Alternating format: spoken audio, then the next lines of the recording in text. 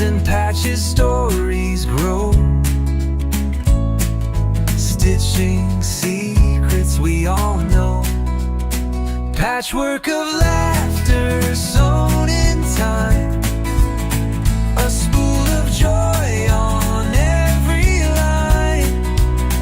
We chat, we sew, we laugh, we thrive.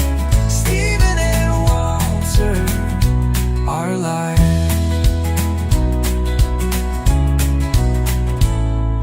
Sewing tales with every square. Buttons falling everywhere. A crooked seam, but who will care? Iron presses lined so neat. Friendship's quilt can't be beat. Patchwork of laughter sewn in time. A spool of joy on every line. We chat, we sew, we laugh, we thrive. Stephen and Walter, our life.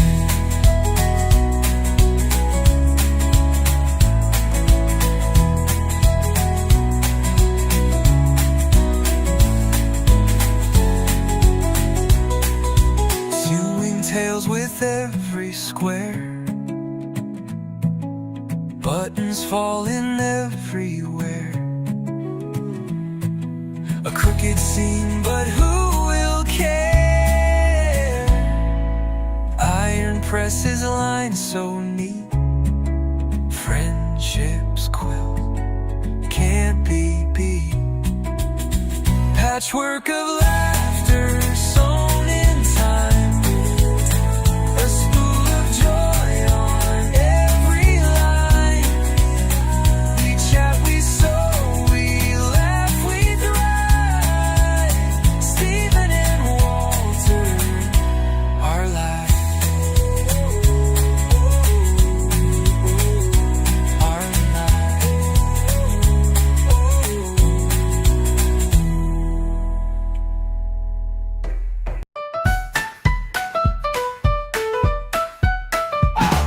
Stitch by stitch they weave the tale. A patchwork life where laughs prevail. Patterns clash, but who can tell? Quilted chaos suits us well. Stephen and Walter live on air. Threading humor, they don't care. Teaching, chatting, pulling strings. Life's a quilt of funny things.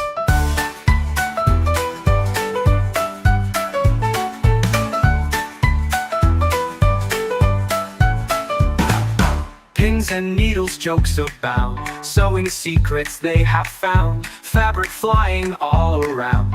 It's a show where joy is bound. Stephen and Walter live on air. Threading humor, they don't care. Teaching, chatting, pulling strings. Life's a quilt of funny things. Pins and needles, jokes abound. Sewing secrets they have found. Fabric flying all around. It's a show where joy is bound. Stephen and Walter live on air. Threading humor, they don't care.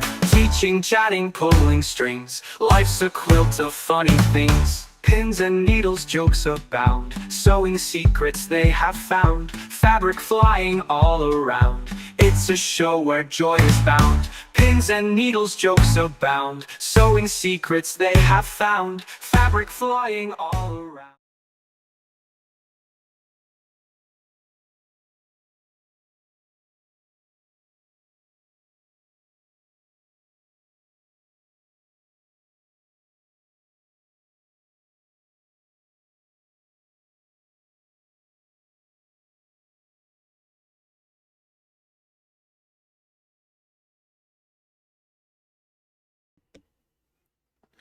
Hello, everybody. Hello. And we're just checking our system here to make sure we're Well, on. you did turn the sound on for a change. Bite me. Hello, everybody. Yes, it's working fine. I just heard myself. So that's a good thing. Well, okay. Well, hello, everybody. It looks like everything's working fine. That's great. So let's jump right into who's joining us right now. And our number one today was Nina. And right behind on her tail was Russ. And what's Russ said? Hi, Steve and Walter. Hi, chat. Year of the bully. You're getting a bully pup. They're so cute. Yes, that's what it is about, Russ. You figured it out. Yeah. No. I get a cat before a dog. I like dogs, but I like cats better because I don't have to walk a cat. A dog, you know. Inez is here. Hi, Inez. Probably freezing your little newbies off, aren't you, out there on the rock? Faith is here. Yeah, we're trying to keep warm. Caroline is here, and Phyllis is here from Oz land, the land of Oz. And Barb is here. Gloria. And Charlotte. And Sue. And it says, thanks, Stephen, for a productive sew day yesterday. Yes, it was productive yesterday. I felt I got a lot done too. Glenna is saying hello from Chile, Missouri. And Karen, happy February from Vancouver, USA. Yes, today is February the 1st. Tomorrow, Groundhog Day. And I always get confused. If he sees his shadow, does that mean it's 6 more weeks of winter? Or does it mean it's 6 weeks before spring? I don't think it matters. I don't think it matters either when you think about it. Now, this might be somebody new. Kentville or Kentyville, welcome. Don't think I've seen you on here before. Bun Bun is here. Did I say hello to Carol or Karen from Vancouver, USA? Mona is here. Susan is here. Dubrovka is here from sunny Timmins at -6. Well, you're colder. warmer. We're colder than you are. We're -7. 1 degree. Yeah, which is unusual. Suzanne is here. And Susan Bowen is here from Devon, UK. Welcome. Bonnie is here. And Pat Wainwright's here. And let's see. Karen B is here. East Coast Kim is here. They're waiting for another nor'easter out in the East Coast. Marilyn is here. And Mary is here from cold, icy Virginia. Arta Burns is here from San Diego, California. Probably warm there. Joanna is here as well. And Josie is here from snowy and freezing North Carolina. And the other Mona is here. Thanks, Mona. She loves her shirts. Beverly is here from North Carolina. East Coast got a lot of snow. Nothing this big since 1989. Yeah, it's a biggie. And Deluxe Pam is here from Minnesota. And the other Joanne is here. And Ken says here for his first live. Well, welcome, Ken. Hope it won't be your last, but heaven only knows. We may scare you away. Diana is here from Plymouth, Devon as well. And Mary F is here from Kansas. And Judy from Southern Michigan. She's tired of winter already. Yeah, well, guess what? We've still got a few more months to go. That's the unfortunate thing. So let it snow, let it snow, let it snow. Rachel's here. Hello, Rachel. Okay, so I'm sure a few other people will be joining us. So you may have noticed that, they're still pouring in here. Izor is here. And Lucy from Oxford, England. We have a lot of English people here today from the Great Britain. That's nice to see because it's later there by 5 hours. So about 9 o'clock at night there. And Colleen is here as well. So anyways, we maybe just spend the whole show saying hello to everybody. I like to say names of everybody when they come in because, you know, it makes the atmosphere a little more friendly and want you to know that we appreciate you joining us because if you weren't here, why would we be here? There wouldn't be any point. We'd just be talking to each other and that's boring. Yeah, we don't do that most of the time. Yeah, right. Screw up. But anyway, so I was going to say I did do a little clickbait, sort of. If you saw the short and you saw the title of this on here where it said, we're splitting up, how many of you thought that we were getting a divorce at that? Well, we are going to talk about splitting up, but it's not Walter and I.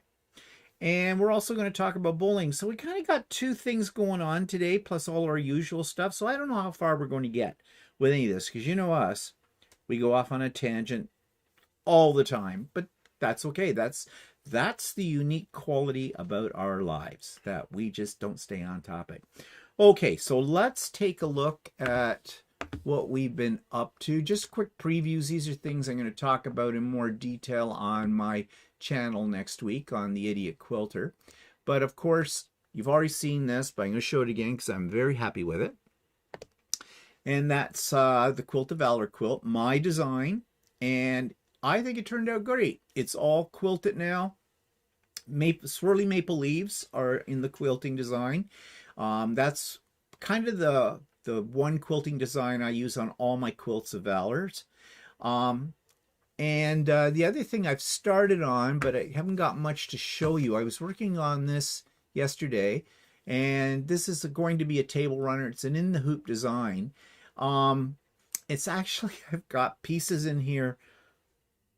I didn't realize that this project was a wall hanging, a mini table runner, and a placemat.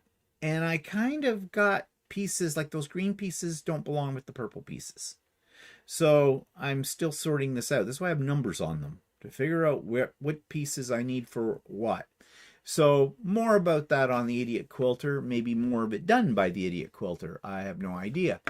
And the other thing is I spent yesterday on the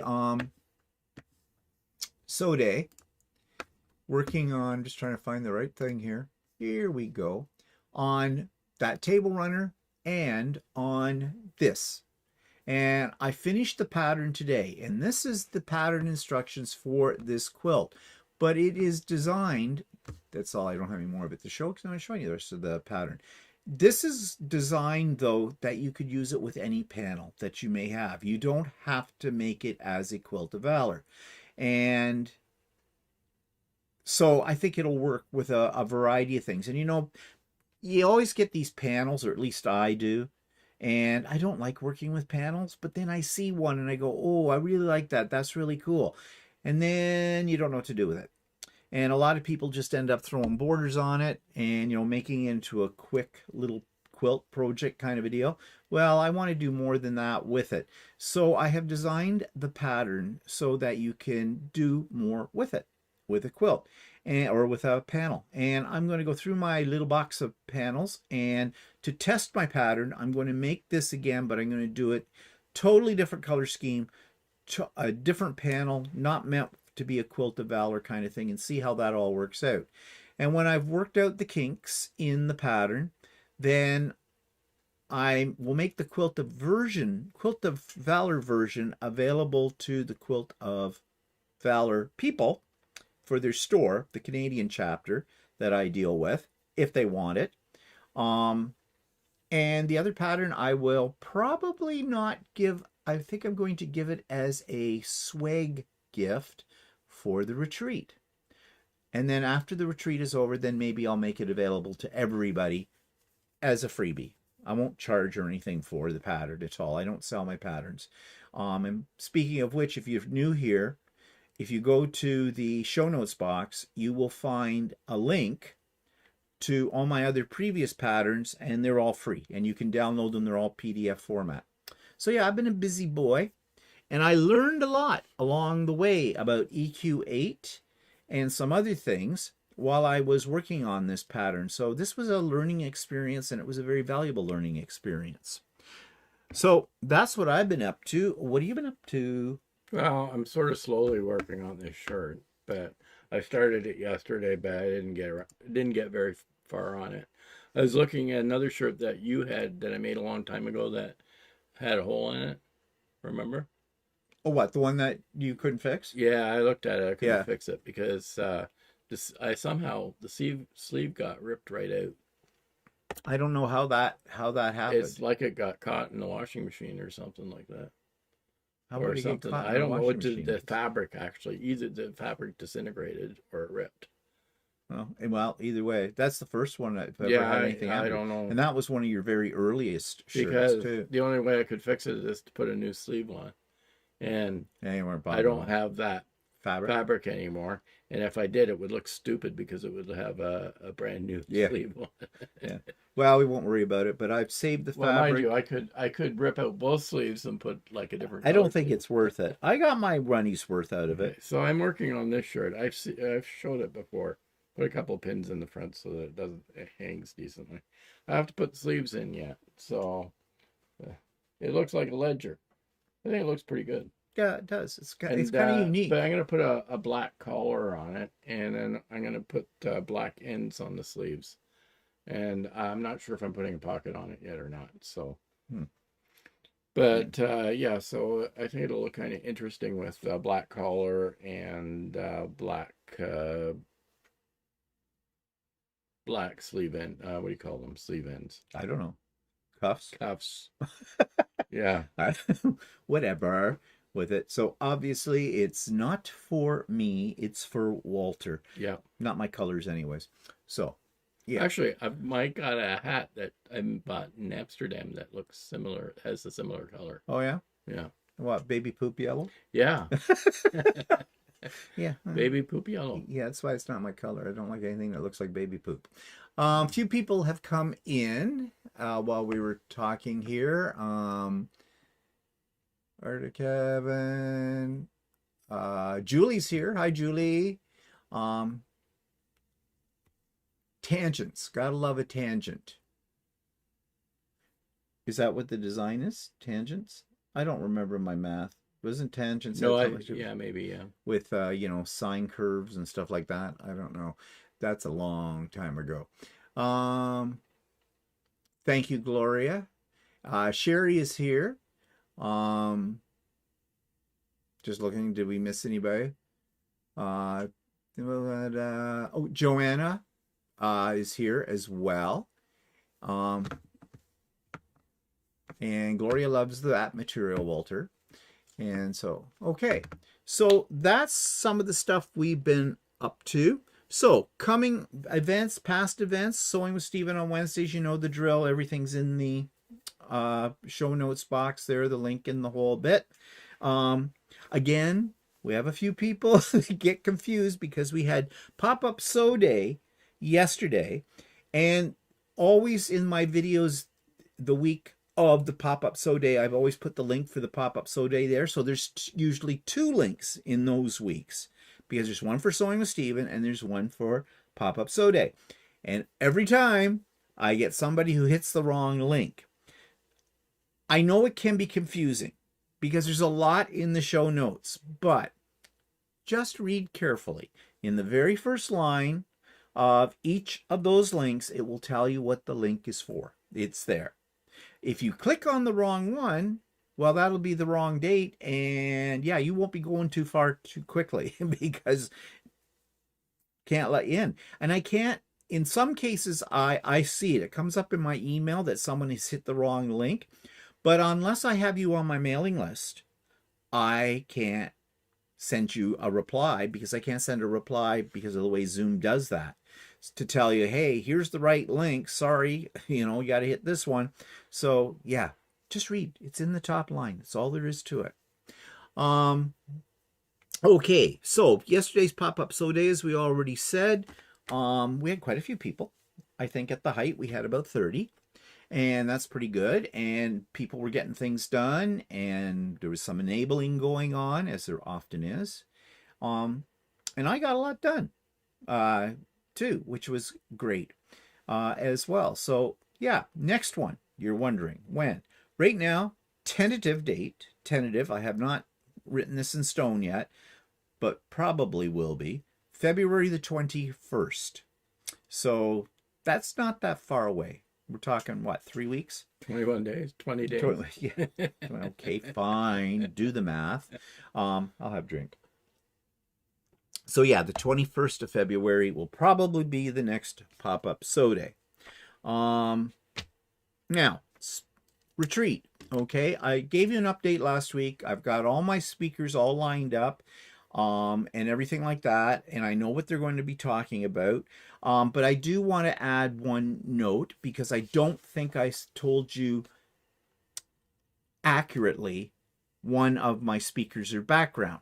Reason being is this is a very different kind of presentation from what I usually have on my retreats. And that's the one that's going to be presented by Ruth Roberts. And she sent me an email to give me her formal title and everything. And so I said I would share it with you. So this is what she wrote. She said, my credentials are clinical social worker, licensed in the state of New York. In addition to my professional work career, I'm also a lifelong stitcher / seamstress, and in the past 4 years have pivoted to quilting. So we have an interesting connection there. She's a quilter, a clinical psychologist, or social worker, sorry, not psychologist, clinical social worker. And she's going to be talking about the brain and its link to creativity and stuff like that. So that could be really quite interesting. And it's a little different kind of presentation, as I said, than I usually have in the past. So I think that's going to be worth a listen to when it happens. So as I've said to you before, now I'm kind of in the lull period. Not until about April, the 1st of April or so, then I'll be generating information about how you register for the retreat, because you do have to register. It's free, and there'll be a video about it all and everything like that. So we've got a little rest. I'm glad that I've got my presenters lined up, because that's the most crucial part for the retreat. And now I can sit back and wait until the retreat day. Let's see, what's anybody else saying? Russ is going to be at QuiltCon on February the 21st, so I guess you won't have any good bad jokes at your next pop-up so day. I knew you were going to be there, Russ, at that time. That's why I picked that date. Just saying. Actually, you didn't. No, I didn't. But shh, don't tell him that. It'll go right to his head. Joanna says, February 21st is my great-grandson's first birthday party. So I guess you're going to be busy that day with your great-grandson and his first birthday party, which he'll never remember. Dubrovka says, Walter, love the material of the shirt you are making. Yeah, actually, it's a weird material, because when I went to buy, I can't remember where I bought it, but I remember when I went to buy it, I liked it, but didn't like it. Where did you buy it? I can't remember where I bought it. I remember looking at it and thinking, I kind of like it, but I'm not sure. Yeah. And so I bought it anyway, and I sort of kind of grew on me. Like a fungus. In fact, it's the same color of some funguses. Yeah. So anyway, but I can't remember where I bought it. I don't remember where you bought it either. I don't know. But you hem and haw all the time in a fabric store. Well, I have a whole pile of material that I've bought that I haven't used. And there's stuff there that I have no idea where I bought it. So yeah, well, I have a whole cupboard of that too. So because it's pretty at the time. That's yeah, why at the time I go, oh, I kind of like that, and then buy it. Yeah. Well, okay. So moving on. So Chatty this week. Another topic that was suggested to us by one of our subscribers wanted us to do a comparison between PDF patterns and printed patterns, and we did that. So if you haven't seen that, you can find it in the playlist for So Chatty, and it's there for you. And next week, another topic that has been suggested by another subscriber, and this one is creative challenges for quilters in 2026, pushing the boundaries. This is another topic that at first I thought, what am I going to say? Well, I did some research and I found some really interesting stuff. So we'll be sharing that with you on next week's So Chatty. So that takes us to, and this is going to be, today we're going to be a little bit political, but meanwhile in Canada, we have separation rearing its little ugly head again. Now, in Canada, this is not unusual when it comes to the province of Quebec. Every so many years, they all get riled up and everything and think they're going to have a referendum and they're going to separate from Canada and we're going to go bye-bye. And it never happens because the majority of Quebec people do not want to separate from Canada. And besides, where are they going to go? France doesn't want them. And to become their own country, not going to work out very well with that. But now we have another one that's getting a lot of press lately, and that is Alberta.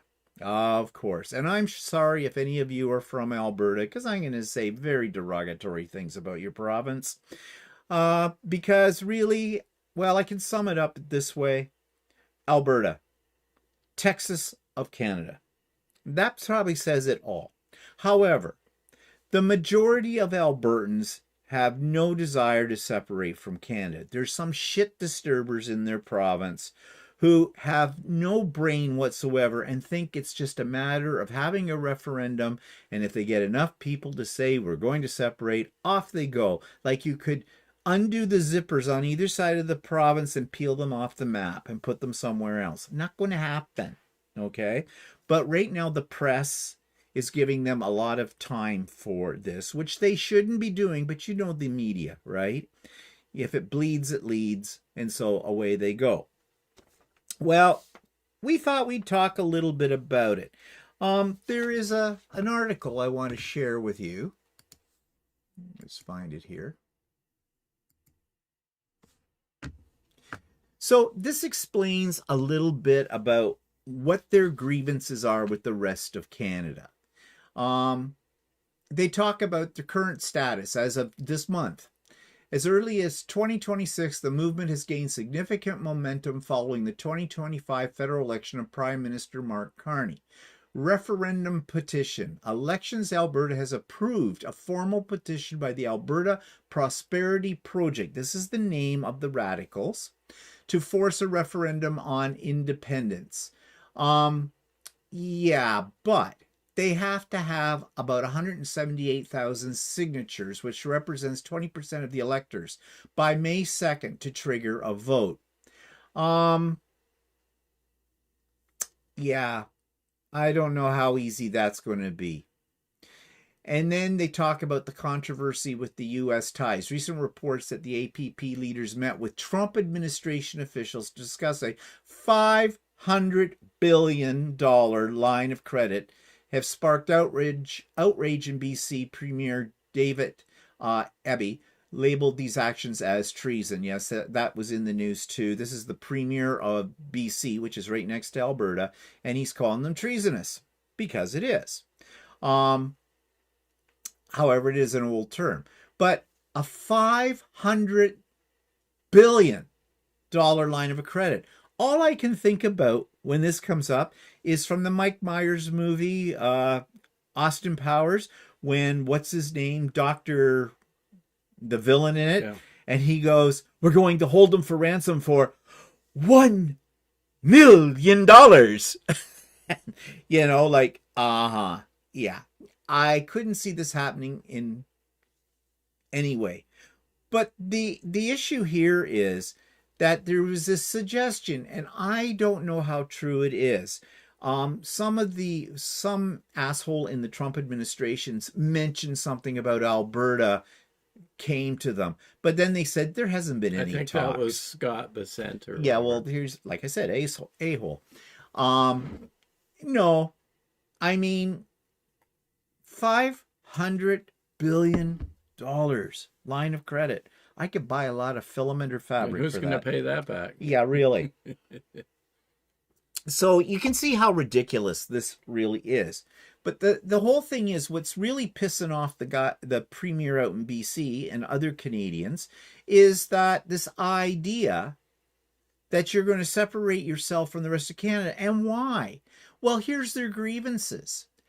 Economic fiscal policy, frustration over equalization payments where Alberta is a net contributor to other provinces. That's not quite true. I just watched something half an hour before we went to air about that. They don't get transfer payments. In other words, the money that the federal government takes out of our income taxes and stuff and divvies up among provinces for whatever. The reason they haven't gotten it in 60 years. The reason for this is because they had oil, still have oil. And because of their population level and that, they don't need it. They don't need it. That's why they don't get it. but they're making it sound like the federal government has just neglected them. No, it's all worked out in the mathematical formulas that they use for this kind of thing. They are the highest paid workers in Canada. Yeah. You mean the ones in the oil in industry, Alberta? yeah. In the well, that's most of Alberta is the oil in thing. So no, that's kind of a false grievance. Energy sector opposition to federal environmental policies that are seen as hindering the oil and gas industry. Well, like people get on the bus because the whole world is suffering under the whole pollution, global warming, the whole bit. And what's the major cause of global warming? Fossil fuels. Okay? We've been told that for a long time with it, and we know it. But we're still using it. So it's not like tomorrow the tap's going to be turned off with them. And political alienation, a belief that Alberta's interests are ignored by the federal government dominated by Ontario and Quebec voters. Oh, come on, girls, just take your dolls and go home and cry. Because, no, they're not any more ignored than any other province. Quebec thinks they're always ignored because Quebec considers themselves special. They always have French-speaking country in an English-speaking nation, all of that. That has historical roots. They have not had their interests ignored at all. Ontario, yes, Ontario does dominate the economic scope of Canada because everything is located in Ontario when it comes to the big corporations. Yeah, we have the largest population. And we have the largest population as well. Yeah, so, and we have the infrastructure to support it. But, this is just whiny. Political landscape, government stance. Premier Danielle Smith, boo to her, she's another a-hole, states she does not support succession but has refused to demonize those who do, calling their grievances legitimate. However, some members of the UCP caucus have reportedly signed the referendum petition. Well, UCP is, I forget what it stands for, but it is United Conservative Party. Or something like that. Well, I think that actually means something else. It might, but anyways, it's her party. She's the premier. They just had a great big, huge, all the premiers together with the prime minister to talk about the state of affairs and everything like that. And she said she doesn't want them to separate, but when she said she didn't want to demonize those, get some balls, sweetie. It's the United Conservative Party. United Conservative Party. Okay. Come on. She's just appealing to one little small portion of her well, I think base. they think that they're because they're going to threaten this separation that they're going to hold the rest of the country for ransom. Yeah, and not going to happen. She's an idiot. There's no two ways about it. But come on, have some guts. You're the leader of the province. Hey, if your province separates, do you think you'll still be leader? Like, they're not going to go anywhere. Public opinion. While vocal polls suggest hardline support for separation remains a minority, typically ranging from 19% and 31%, a counter petition Forever Canadian gathered over 430,000 signatures in late 2025 to oppose the separatist push. So, in other words, this is a very small portion of the population in Alberta. And they've had some of these goofballs on television. And oh my God, give them a banjo and put them on a porch and, and have them grin because you'll see about one tooth in their head. Like, let's talk redneck hillbilly. Because that's really what they are. These are people that have no idea what the ramifications of what something like that would do to their Alberta itself and the rest of the country. So let's just talk about that for a moment. What that all means, because let's be logical. Let's forget about finances on a national level, provincial level. Let's forget about the politics and everything. for a minute. Well, we can't really forget them altogether. But let's say they separate it. What would be their major problems, even with a $500 billion line of credit, which they're never going to get? First of all, they cannot become a country on their own because they do not have the infrastructure, the money, anything else to support being an independent country. What would that look like? How would you set that up? You're going to have a federal government for your country. You're going to have all the institutions that happen now with us as Canadians through the federal government, like an income tax structure that involves collecting, figuring it out, all that other kind of stuff on that, because that's what you need money to support a country. How are you What happens to all the social payments? Like, yeah, if you're a senior right now in Canada, you have contributed to CPP all your life, which is a pension, a Canadian pension fund, and maybe they'll get some of that back. I don't know. And but then a lot of us older people all get old age security pensions. Yeah. And so if you're your own country, you're not going to get Canada's. You're not getting it from us because we're a foreign country. Then, why would we be giving you any money? If you become your own country, you'll have to have a passport to go to the rest of the rest of Canada and the U.S. Yeah. Other things that would affect as well. Well, your housing prices are going to go sky high because the federal government right now helps out with development. It may actually go down. Your houses may become worthless. Well, that too. Okay, could go the other way because people may not want to move to you. Yeah, that's true. What else is going, like all these things they'd have to think about? What about borders? They're going to have border security. They're going to need to have their own separate passport to get out of their country and go someplace else. They've got huge borders. They're out there, like, look on a map. There's a lot of border there. That costs a lot of money. What about defense? They're going to have a military. Because who's going to protect them? That kind of thing. Well, not that I think they'd have to worry about being attacked, but, because who'd attack them? But, yeah, there's all that. They're going to have to negotiate their own sales of their natural resources.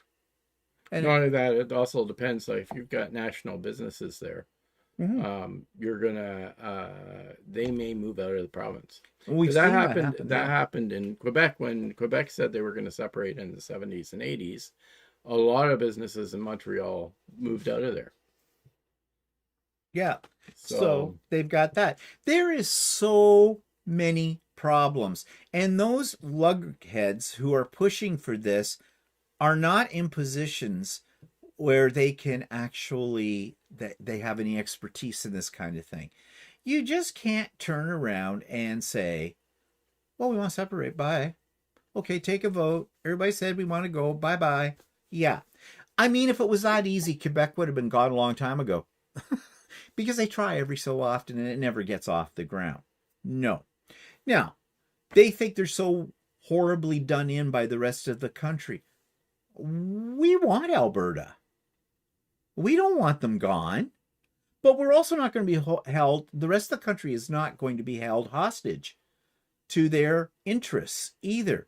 I mean, we are a nation from coast to coast to coast. And each province is unique, but we are Canadians, all told.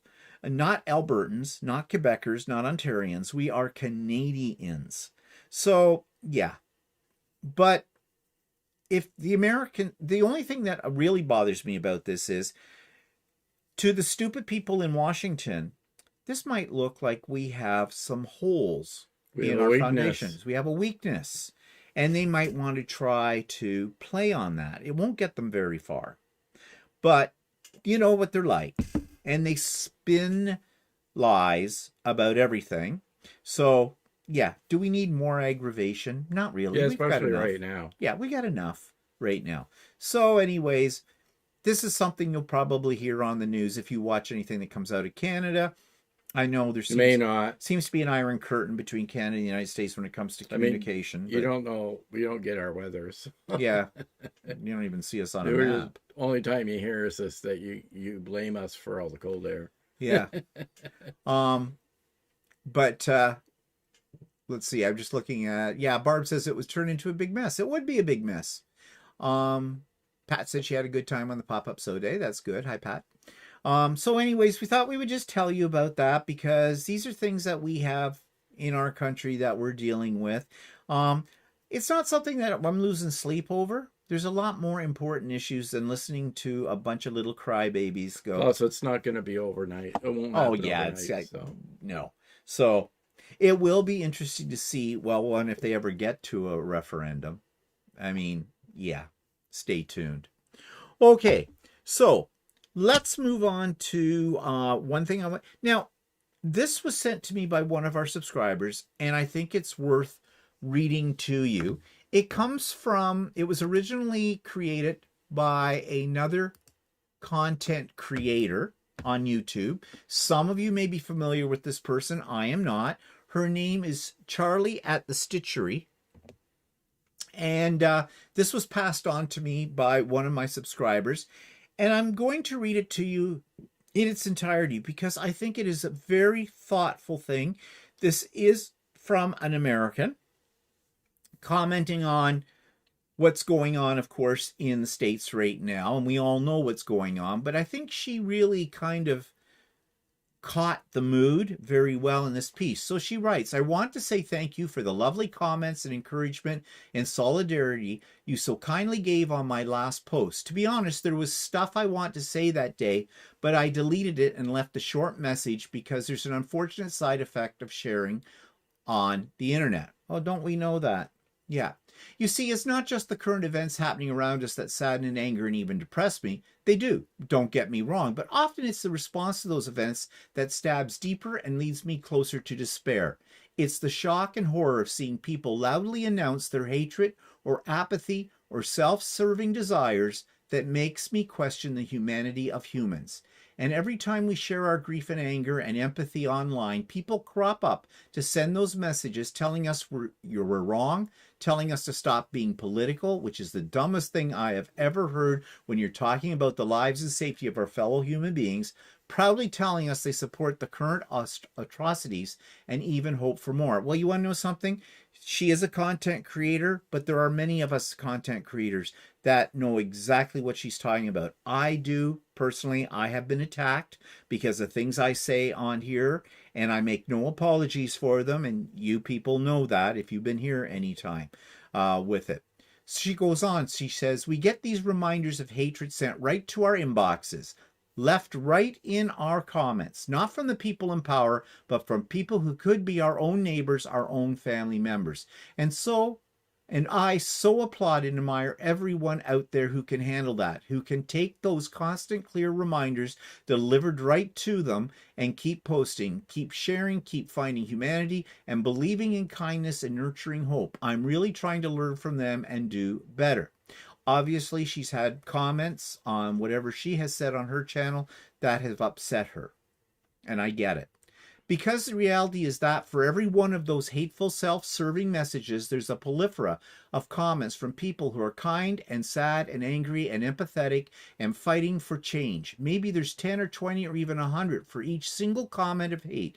The hatred stands out. It feels louder even when it's so much smaller. It permeates. Permeates. Oh, new glasses. It permeates even when it is so weak. Which sucks.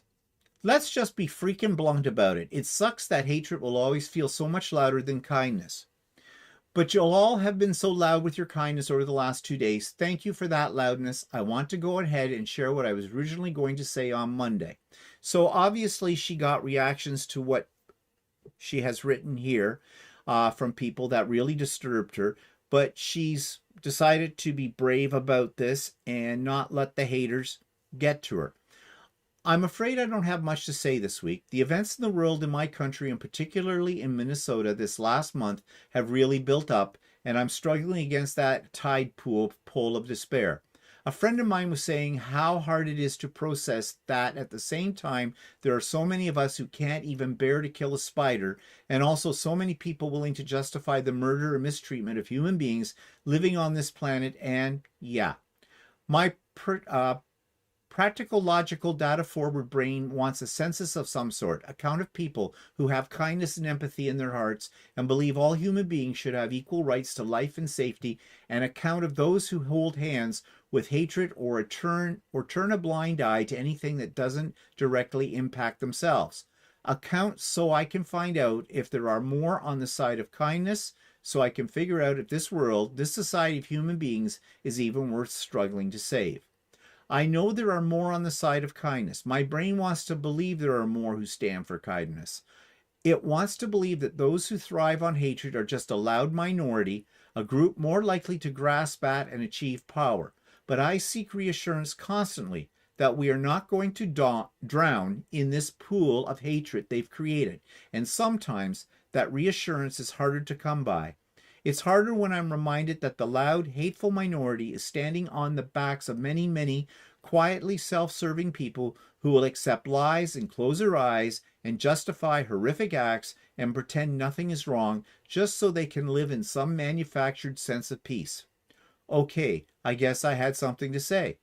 But to be really blunt here, these are times that I'm really glad I film my content in advance, because when I feel far too broken to get on a camera and do some fun, cozy creating, I can take a step away for a bit. Though actually making and even filming often help me pull away from that edge of despair. I may be alone at home when I'm creating a video, but I do feel like all of you are there with me on the other side of the camera, and there's a sense of community in that really bolsters my spirits. One of the reasons I often remind my audience that my content is filmed in advance, though, is so that no one, I hope, thinks I'm just ignoring all of reality while it unfolds around us. I want to continue making content that helps ignite people's creativity and passion for making, no matter how horrific the world around us becomes. But please remember that this is my job, not my entire life, and this goes for many other content creators as well. I may not talk about my fears and grief and rage in my videos, but that doesn't mean it doesn't exist, and it doesn't mean I'm not doing something about it. Well, I'm a little different from that. I voice it. Anyway, I wish I had some encouragement to offer, but I guess all I can say for now is thank you so much to everyone on the side of kindness. I feel your rage. I feel your grief. I feel your fears. I'm right there with you. And this is what she put up on her YouTube channel. And this is what she got some attacks about. I also just want to reassure everyone that I'm doing okay. I may struggle with despair, but I struggle with a lot of stuff, and that struggle makes me stronger. I know I didn't interact with anyone's comments on the last post, but I read every single one and they meant a lot. They helped a lot. You're helping to drown out the words of those who feel the need to remind us of their hatred and apathy. Being creative has always helped too, and lately I've not only been working on projects I love, but also spending some time with the creative community around me, prioritizing getting out of the house, and being around wonderful people who remind me how great humans can be when they exercise kindness and empathy. I cannot recommend it enough.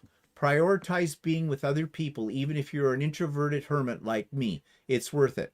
I want to be loud with my kindness, the way so many of you have been loud with your kindness. Thank you for being wonderful human beings. Big hugs. So I thought, yes, she's really encapsulated what it's like to be a content creator right now. And as you've heard me say before, I am not going to hold back what I say. You can agree with it or you can disagree with it. That's totally up to you. I am not trying to convince anybody that I have the right point of view and my point of view is the only one. But I'm also not going to sit around and be quiet about it. Because if we do that, then the bullies win out of all this. And I think that's what she's saying here. And also to find the kindness, because it is there. I know it's hard to find right now. But there is lots of it out there, and we can only hope that, as she says, that the kindness will win out, and I think it will. I mean, to fall back on an old saying that's very cliche, it's always darkest before the dawn. I think we have to have faith in that. And I think that's what she's stating. And this is why it was shared with me by one of my subscribers. And that's why I want to share it with all of you as well. Which leads me to today's main topic, because she has touched upon it in that article. And that's bullies. Because right now in Washington, in the United States, the Trump administration is made up of a whole bunch of bullies. And you know, it's sometimes we lose sight of that, because there are strategies we can use to fight against bullies. And these are strategies that are used at the school level, by parents, by people who work with other people in, especially young people, in, organizations and things like that. It's basic training for anybody who has to work with groups of people that, there's always going to be a bully. Always. So before we get into this, I'm just taking a look at what people are saying here. Jeannie's here. Em is here. Okay. All right. So I looked up all about bullies and what they are and the characteristics of a bully and that kind of thing. And I'm just going to pull up here if I can find it. I had it here at one point, but then, I lose everything. Cripes. Just bear with me. Talk among yourselves. Beat each other up. That would be a bully. Yeah, I don't think so. Here we go. I found it. Okay, this is what I found out. And I think there's some interesting stuff here. Okay, so what's a bully? An individual who deliberately and repeatedly uses aggressive behavior, verbal threats, or social exclusion to harm, intimidate, or thank you, others, typically targeting those perceived as weaker or more vulnerable. Bullying involves a real or perceived imbalance of power, often aiming to dominate or control, and can occur in a person or online. Well, right off the bat, you could put another definition here. Instead, take the word bully out, put in Trump or any of his administration people as well, because they fit it to the T. So characteristics of a bully: intentional harm. The behavior is purposeful, aimed at causing distress, humiliation, or fear. Okay, where do we see a good example of that lately? Can you say Minneapolis? Yeah, that's exactly what the ICE is doing. Repetition. Acts are not isolated incidents, but occur frequently or have the potential to happen repeatedly. Well, you've got all of that with the Trump administration. Repeated actions. They're always going after immigrants. They're saying they're illegal and they're criminals. And they repeat these things over and over, which if you say something enough times over, people begin to believe it. If they hear it enough times, they start to believe it. And then, of course, power imbalance. The bully uses physical strength, social status, or embarrassing information to control the victim. Well, we have seen all of that. Trump threatened Iceland, or not Iceland, sorry, that's what he calls it, Greenland, with possibility of military coming in and taking over. Well, there's physical strength. Social status. Okay, he picks on the weaker individuals in American society. Who are, new immigrants to the country, or the lower income individuals in this society. Embarrassing information. Well, every time he has somebody come up, look what he calls them.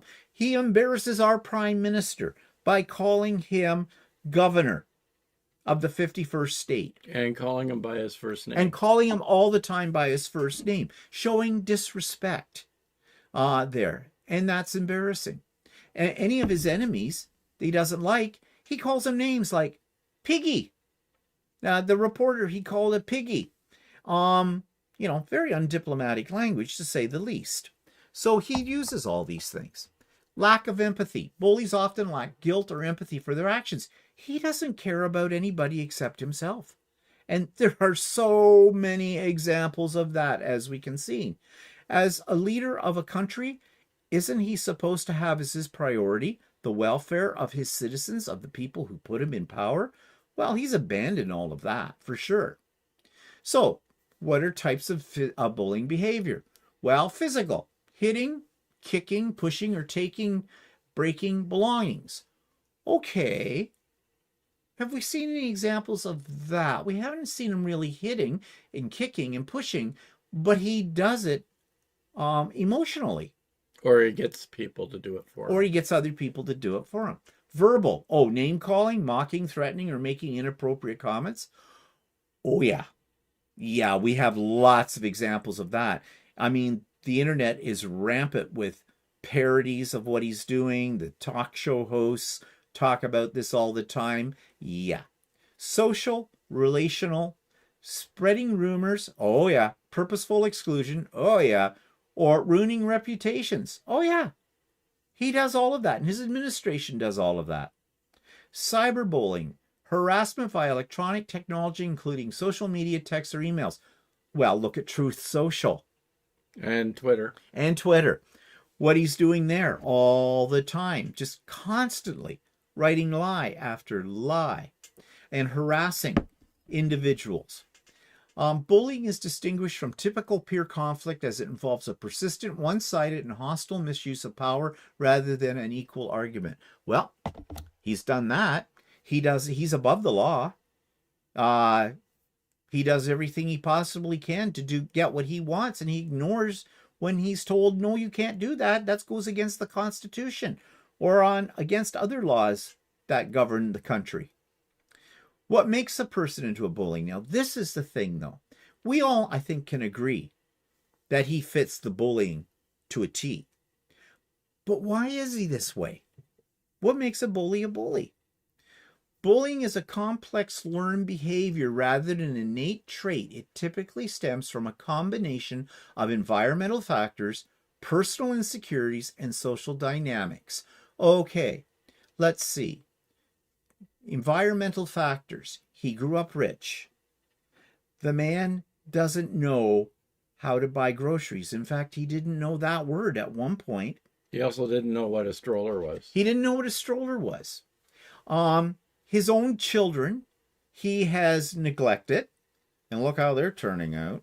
But his father did the same to him. His father was a tyrant.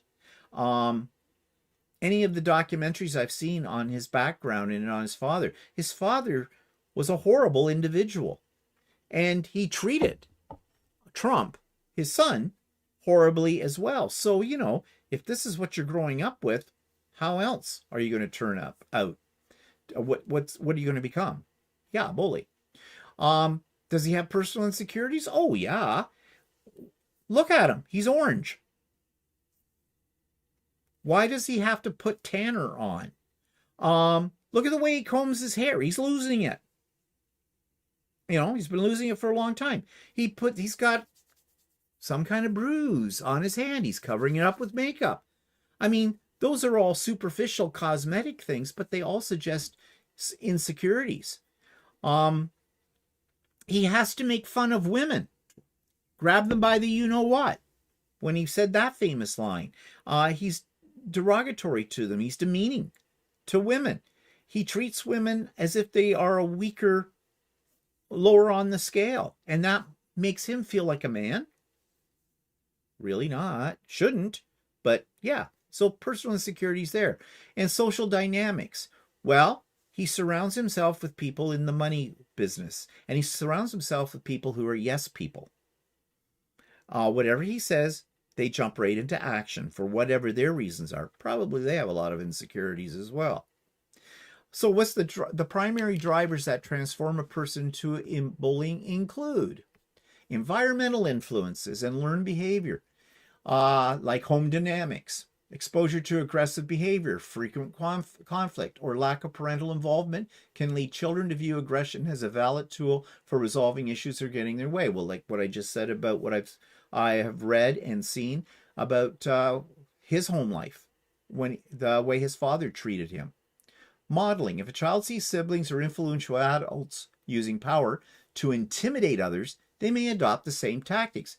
Well, apparently his father was ruthless in business. He was a real estate mogul, and he would cheat,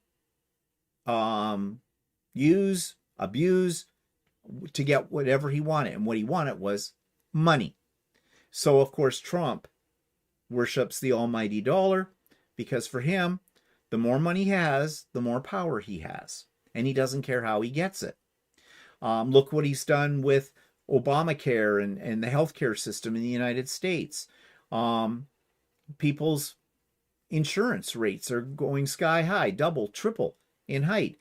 And he made these promises about dropping the price on food and stuff like that. How's that working out? We know it's not. Lack of consequences. When aggressive or mean-spirited behavior is not corrected early, it can become a durable behavioral style because it often produces immediate results. He gets what he wants because he has yes people around him. They all bow down, and if he says he wants something, he takes it. He gets it. And he's mean about it, too. And very aggressive. I mean, he wants to buy or take over Greenland. He wants to take over our country, Canada. He's like a little kid. He doesn't understand the meaning of the word no. He just tries to get it any way he can. The bully-victim cycle. Research shows that people who have been bullied are twice as likely to go on to bullying others, often as a way to reclaim power or to strike first to avoid being victimized again. Well, look what he did in Venezuela. Now, yeah, the Venezuela thing is not so cut and dry. I mean, it was a dictator there, and he removed the dictator. But he replaced the dictator with himself, and he wanted Venezuela anyways, not because there was an unjust leader in there doing horrible things to their his people. Oh, sounds like Trump. He wanted the oil. He wanted it because he figured he could make lots of money again. So see the one above that for that kind of thing. So that's how he gets his power, or what he does. And he strikes first. He doesn't go through diplomatic channels. Unresolved trauma. Stressful life events such as family separations or personal loss can trigger bullying as a way to externalize pain, and they don't know how to process. Well, he had a horrible childhood. Bad parenting, bad family life, bad everything. Social status and power dynamics. So, gaining power. A core motivation is often the desire for power and control over others, especially in environments where the individual feels powerless. Well, lots of examples of that right there. He didn't want to admit that he had lost the election, Biden election. He turned around and he shouted and screamed that this was unfair, that this had been stolen from him, and he incited the weak-minded to storm the Capitol over it all. He gets people to do his dirty work, and that's also a bullying tactic. Social dominance. Some individuals bully to improve or maintain their popularity and social status within a group, often encouraged by the silence or approval of bystanders. So, he's got the major dictators in the world that he thinks are his friends, like Putin and the whole bit. He wants to be popular with them because for them they represent power, and they're going to give him power as well by association. So we've seen how that's working out. The need to belong. Paradoxically, bullying can be fueled by a desperate need to belong. People may target outsiders to strengthen their own bond with a dominant group. And that's what I just said with people like Putin and what's his face in Israel and all of that stuff. Netanyahu. Yeah, I can never say his name. Netanyahu. Yeah, think of internet and Yahoo. Okay, so internet Yahoo. Okay. That. So individual traits and skill deficits. Low empathy. A reduced ability to understand or care about the feelings of others makes it easier for a bully to ignore the harm they cause. He doesn't care about anybody. It is rampantly, many rampant examples of that in what he says on a daily basis through Truth Social, when he's on TV, his little fireside chats with the press on Air Force One. I mean, every time the man opens his mouth, he nothing comes out of his mouth where he says he cares about people. If he cared about people, ICE wouldn't exist. And there wouldn't be all the problems that ICE has brought about it. He wouldn't be going in, and he pretends that he's eliminating crime in crime-ridden cities. Well, he's only picking on the ones that are blue, from blue states, because those are his enemies, because they didn't vote for him. Poor social skills. Oh, yeah. Difficulty resolving conflict peacefully or reading the room may lead someone to default to aggression during social interactions. Well, not only that, but he falls asleep in most of his meetings. I mean, he doesn't pay attention because he doesn't want to know what other people think. That doesn't matter. It's only what he thinks and what he wants. Impulsivity. A high level of competitiveness combined with poor impulse control often leads to reactive bullying. Okay, where have we seen this? Well, if you don't let me do this, I'm going to put a tariff on you. And you can't do that. And then I'm going to put a tariff on you. And it's like tariff, tariff, tariff, tariff, tariff all the time. And he still doesn't understand the whole concept of tariffs, that they are a tax, and his own people, the people he's supposed to lead, are the ones paying the price for the tariffs. It's not, for the most part, the people who are producing goods that the tariffs are going on. It's the people who want to buy those products and have to pay more money for them because of it. So is that really caring about your people? And he's impulsive about it. This week, 100% tariffs on Canada because we're talking to the Chinese. And he always has this 2-week marker. Yeah, in 2 weeks' time, I'm going to do that. And then it never happens. What is he? He's Taco, what do they call him? Taco something? Trump. What that stands for, I forget. He's chickens out or something. Chickens out, yeah. Trump always chickens out, yeah. Which is not a bad thing. But, so, we have all of this. And we know this. This isn't anything new. But how do you stop a bully? Now, this one's crucial. You must disrupt their goal of gaining power through your reaction. Effective strategies range from immediate verbal responses to involving authority. So, immediate actions. Tell them to stop. Use a calm, firm, and clear voice to say, stop doing this. No one deserves to be treated this way. Okay, on first glance, you're going to say, yeah, that's not going to work. Well, but that's what they're saying in Minneapolis in a much more plural way. But that's what they're saying. They're saying stop. And it is having somewhat of an effect. But there's rallies all over the country this past weekend and that to get rid of ICE, to stop the ICE from coming in and all that kind of stuff. He did remove his head Nazi leader and he's put in the czar.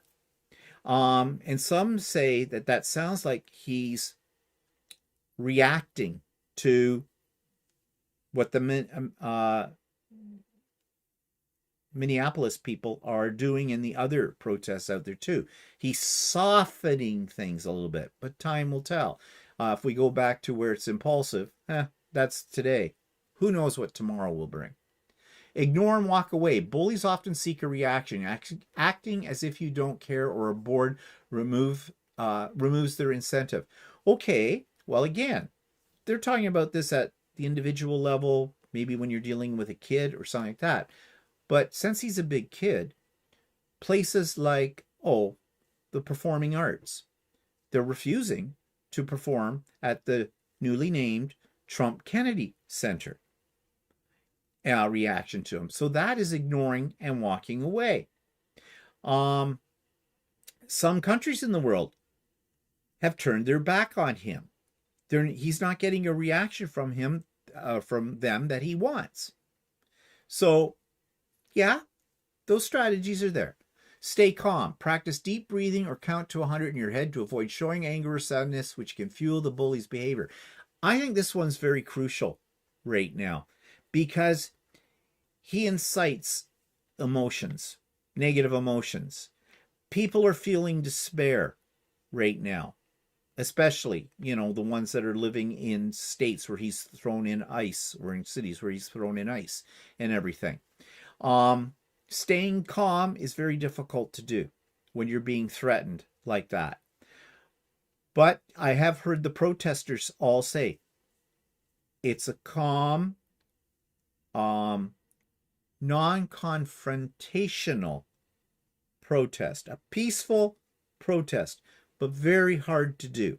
And I don't think it's working all that well because, of course, people are incited by the what's happening out there, so they are going to react emotionally. Use humor. A quick, light-hearted comeback or laughing off a comment can catch a bully off guard and make the situation feel lame for them. Well, look at Jimmy Kimmel and what he did to Jimmy Kimmel, or tried to do. Jimmy Kimmel has been making fun of him, as all the other talk hosts, the comedians, everything, on YouTube, on television, everywhere. And he tried to remove Jimmy Kimmel from the air, and it didn't work. So, and lately you haven't heard him lashing out at Jimmy Kimmel or the other ones either. So he's gone on to other things. But they were using humor. Well, it's actually a special form of humor. It's called sarcasm and satire. But, you know, from the standpoint of view of an audience, as people suffering right now, humor's good medicine. I mean, if we can laugh at him, and the more of us that are laughing at him, the more it's got to eat at his ego. The only problem is he's a person that's got power, and who knows how he'll react to that in the long term. So they talk about long-term prevention strategies. Use the buddy system. Stay with friends or near adults. Bullies are much less likely to target someone in a group. Okay, let's blow that up to nationhood. Americans need allies right now.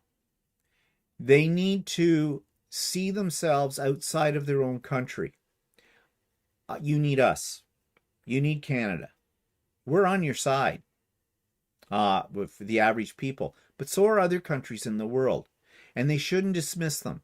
And you shouldn't consider other countries because they're not trading with the United States right now or threatening tariffs and stuff. Remember where it's coming from. It's a reaction to Trump with it. It's not a reaction to the average American person. Yes, you get hit with the fallout from that. But we, as Canadians, and I've heard this more, it's not just coming from me, I've seen lots of things from other Canadians, fellow Canadians, saying, American people, the average American person is not our enemy. We know who the enemy is. It's the given administration right now, not people. So know that there are people in the world who see the injustice, see what's happening and going on, and are standing with you. And eventually, if needs be, we'll come to your aid. We'll come to your aid. We're in that in-between stage now, waiting to see what he's going to do next. Planning our strategy. Report the behavior. Tell a trusted adult like a teacher, parent, or counselor. This is not tattling. It is reporting a harmful act that needs adult interventions. Yes, and that's what more people are doing now in the United States that are in positions of power. They're taking him to court. He's not listening to them yet, but they're doing it. And the more that's done, the more that things pile up against him at the legal level, the better. It will wear him down. Secure your digital space. Okay, here's something. For cyberbullying, block the person, save evidence like screenshots, and never respond to the main messages. He put out an email to his followers threatening them that if they didn't fill out his response page or something, or survey that he had, that he said ICE would come and get them. He said that in an email. Okay, that's using cyberbullying right there because he put it out in an email. His Truth Social is a form of cyberbullying. His misuse of misinformation that he puts out there, his false news, that's all about that. So how do we fight that? Don't read it. Don't listen to him. You know every word that comes out of his mouth is brown stuff. He never says anything that's going to be a benefit to anybody in the United States. So stop listening to him. It's just going to get you upset. Just Tune them out. Project confidence. Stand tall, hold your head high, and look the bully in the eye. Confident body language sends a message that you are not an easy target. Okay, give you an example of somebody who does this. It's the old adage, which is an American saying, speak softly but carry a big stick. Our Prime Minister, Mark Carney, that's exactly how he handles Trump.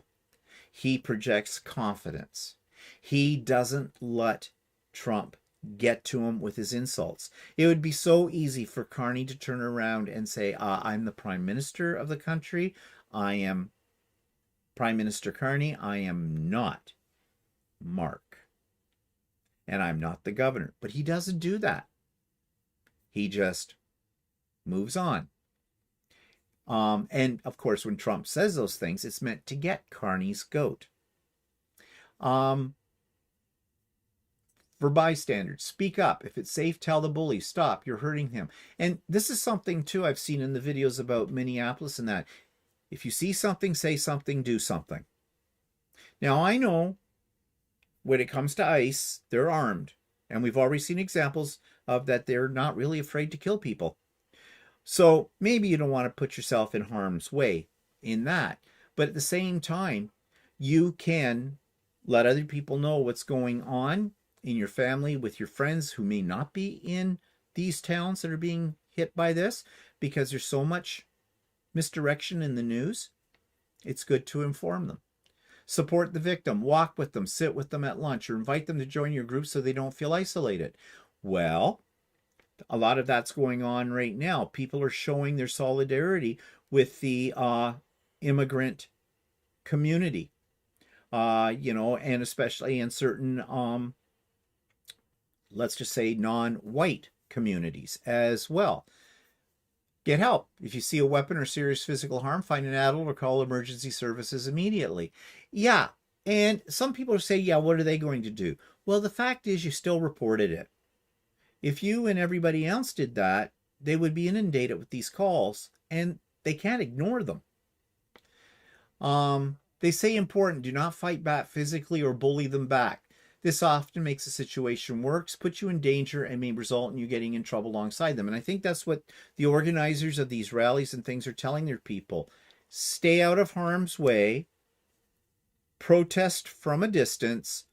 Don't go in and intercede with that. Of course, when you see somebody that's standing near you being hit by an ICE agent, I suppose it's very, very difficult to do that. But we know how ICE reacts to that kind of thing. Examples of bullying behavior then in politics. Well, we've already talked about this, but in a way. But here, this kind of encapsulates it. Interpersonal intimidation, harassment, constant criticism and undermining, repeatedly devaluing a colleagues' opinions in meetings, or constantly criticizing their work to make them seem unskilled. Well, we've seen lots of examples of that from Trump. Deliberate exclusion, purposely isolating individuals from team communications, social events, or work-related activities to diminish their influence. Yep, we've seen lots of examples of that. Workplace abuse. Yep, we've seen lots of examples of that. Then rhetorical and public tactics. Character attacks. Yep, he's done that. Malicious rumors. Yeah, he lies. He lies all the time. We know that. Social media weaponization. We just talked about that with his Truth Social. And his control over some of the news outlets. Institutional and structural bullying. Whip tactics. Okay, this is happening. I think there is some weakness and some chinks in the armor starting to show up in the Republican Party. Those little gutless wonders that won't stand up to him. But there are some that are starting to rise to the top a little bit. And that could be contagious, we hope. And when it comes to the Americans' midterms or whatever they call them, hopefully, if elections are done, that's still iffy, whether or not Trump is going to intercede there and figure out some way to delay that election or time or remove them altogether. But nevertheless, there are chinks in the armor. They're little ones now, But that's all it takes. In time, it grows. Punitive policy actions. Oh, well, he's done all kinds of things like that. The tariffs, yes, but he's done it to his own people. The whole removal of Obamacare and all the other stuff that he's done in that. You know, making the rich richer and the poor poorer. Arbitrary investigative power. Yeah. He's going in and they're pulling people off the streets, ICE is, just because of what they look like. And throwing them in detention camps. Harassment of external groups. Political bullying often extends to those outside the government. Targeting the press. Well, yeah, if he doesn't like something the press writes, he calls them names. You know, Piggy is one fine example of it, but he tries to get them their licenses removed through, you know, the regulatory system and the whole bit. Coercion, I can't say that word. Coercion. That's the word I want. Of whistleblowers. Public revealing the names of confidential military or government whistleblowers. Yeah, he does that too.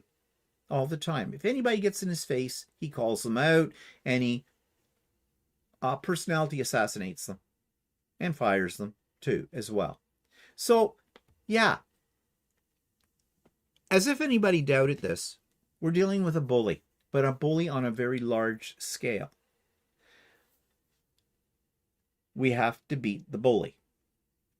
And there were strategies there.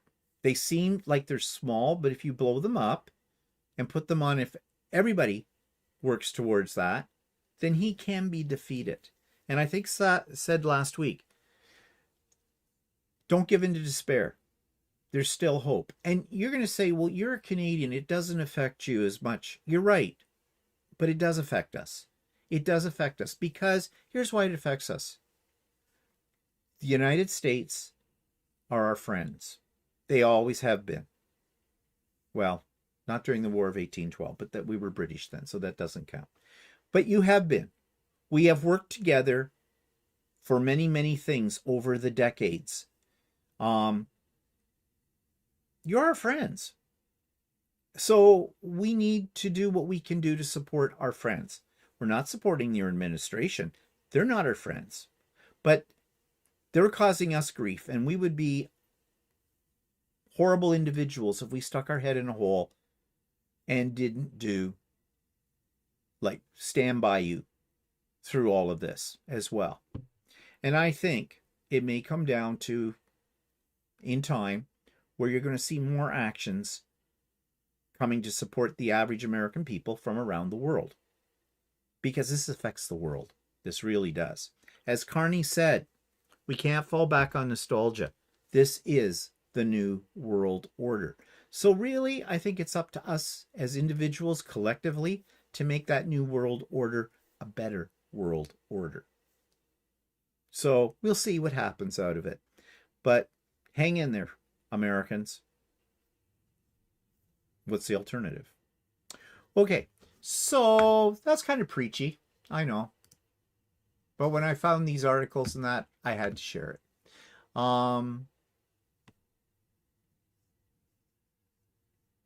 People are scared to comment. I can see that. Yeah. Well, that's okay, because I don't know what more can you say about it. And the reason I bring it up is because I have a platform, as I've said before, and I think I would be amiss if I didn't say something when I see something there that I think others should know.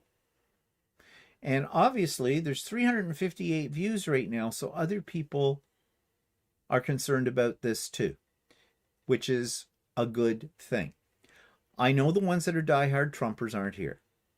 I have scared them away, and I make no bones about that, and I'm very proud that I was able to as well.